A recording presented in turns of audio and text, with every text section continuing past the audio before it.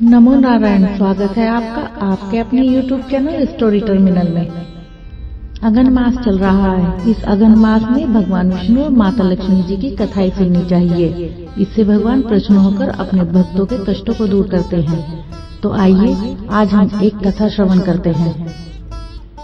एक समय की बात है, भगवान विष्णु ने अपने प्राणों से भी प्यारी पत्नी लक्ष्मी जी को घोड़ी होने का श्राप दे दिया था।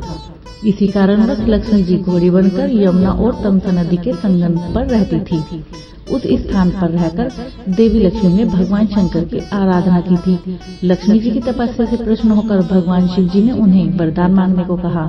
शिव जी ने माता लक्ष्मी को कहा, देवी आप शीघ्र ही अपने पति भगवान विष्णु का सानिध्य प्राप्त करोगी। आप एक पुत्र की माता बनने के पश्चात विष्णु जी के कहे अनुसार इस श्राप से मुक्त होकर पुनः बैकुंठ लोक में चली जाओगी। लक्ष्मी जी को वरदान देकर शिव शंकर भगवान अपने धाम कैलाश पर्वत पर चले गए। शिव जी ने अपने चित्र रूप को बुलाया और कहा, चित्र रूप तुम अभी इसी वक्त बैकुंठ जाओ। वहाँ जाकर भगवान नारायण को मेरा एक संदेश कहना। उनसे कहो कि वे उस स्थान पर जाए जहाँ पर भगवती लक्ष्मी घोड़ी का रूप धारण करके रह रही हैं।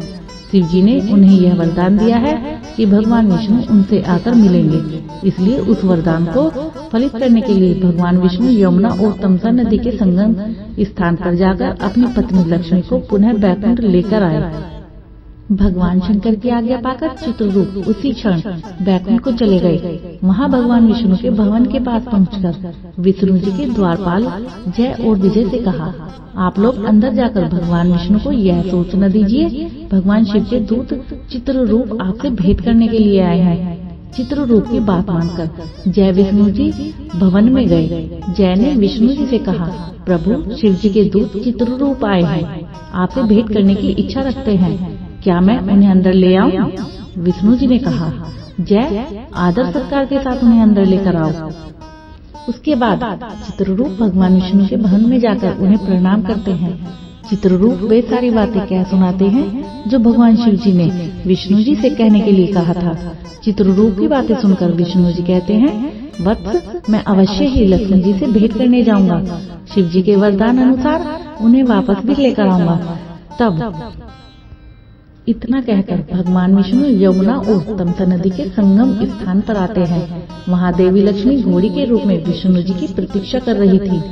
उस समय भगवान विष्णु ने भी एक सुंदर घोड़े का रूप बना लिया था। यमुना और तमसा नदी के संगम स्थान पर उपस्थित देवी लक्ष्मी ने देखा एक घोड़ा उनकी तरफ आ रहा है। तब वह तुरंत पहचान गई कि वह भगवान विष्णु जी हैं, जो घोड़े का रूप धारण करके उनसे मिलने आ रहे हैं। इसके बाद घोड़ा और घोड़ी रूप में स्थित भगवान विष्णु और लक्ष्मी जी का संयोग हुआ, जिससे लक्ष्मी जी समय आने के बाद एक सुंदर बालक को जन्म देती है। बालक को जन्म देते ही विष्णु भगवान जी उनकी पत्नी लक्ष्मी जी से कहते हैं, देवी अब तुम अपने वास्तविक दिव्य को धारण करो, हम लोग बैकुंठ को चले जाते हैं। इस बालक को हम यहीं छोड़कर चलते हैं। मैंने पहले ही इसके पालन पोषण की व्यवस्था कर दी है। देवी लक्ष्मी और विष्णु जी बैकुंठ जाने के लिए तैयार हो गए। तब लक्ष्मी जी पुत्र मोह में पड़कर विष्णु जी से कहती हैं, प्रभु क्या हम बालक को अपने साथ लेकर नहीं चल सकते? यह अकेला बालक इस घने जंगल में यहाँ पर कैसे रह सकता है? तब विष्णु जी कहते हैं, देवी मेरी बात ध्यान से सुनो। हरिवर्मा नाम के एक राजा है, उन्होंने पुत्र प्राप्ति के लिए मेरी तपस्या की है। पूरे 100 वर्षों से मेरी तपस्या कर रहे हैं। मैं अभी उनके पास जाकर उन्हें वरदान देता हूँ कि वह मेरे द्वारा उत्पन्न पुत्र को अपना ले। विष्णु जी की यह बात सुनकर देवी लक्ष्मी जी शांत हो जाती है। उसी क्षण लक्ष्मी और विष्णु दोनों ही उस स्थान पर जाते हैं जहाँ हरिवर्मा तपस्या कर रहे थे। भगवान विष्णु जी को अपने सामने देख हरिवर्मा अति प्रसन्न हो जाते हैं और उन्हें प्रणाम करते हैं। भगवान विष्णु जी हरिवर्मा से कहते हैं, हरिवर्मा तुमने मेरे जैसे ही पुत्र की प्राप्ति के लिए 100 वर्षों तक बहुत ही कठिन तपस्या की है, इसलिए तुम्हारी इच्छा पूर्ण करने के लिए मैंने एक पुत्र उत्पन्न किया है। इस समय मेरा वह बालक तमसा और यमुना नदी के संगम स्थान पर है। तुम इसी क्षण वहाँ जाकर उसे लेकर अपनी राजधानी को लौट जाओ। भगवान विष्णु का यह वरदान पाकर हरिवर्मा बहुत प्रसन्न हो जाते हैं। उसी क्षण उस स्थान के लिए प्रस्थान कर देते हैं जहाँ पर वह बालक था।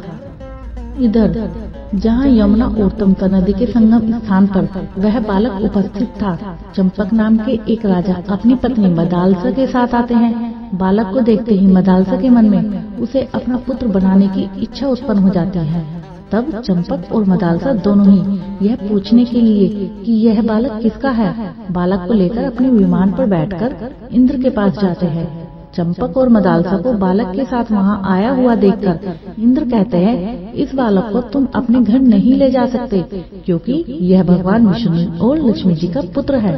भगवान विष्णु ने राजा हरिवर्मा के लिए इसे उत्पन्न किया है, इसलिए तुम इस बालक को लेकर उसी स्थान पर रख दो जहाँ से लाए हो, क्योंकि राजा हरिवर्मा शीघ्र ही इस स्थान पर पहुँचने वाले हैं। इंद्र की आज्ञा सुनकर राजा चंपक उस बालक को उसी स्थान पर रख देते हैं जहाँ से वे उसे लेकर आए थे। इतने में ही राजा हरिवर्मा वहाँ पहुँच जाते हैं।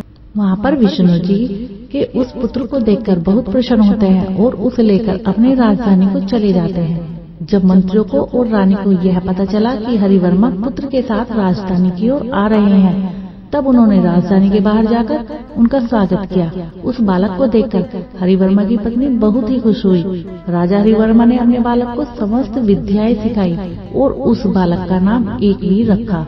जब वह बड़ा हो गया तब उसे राजा बनाकर वे स्वयं ही भगवान की आराधना करने के लिए जंगल में चले गए।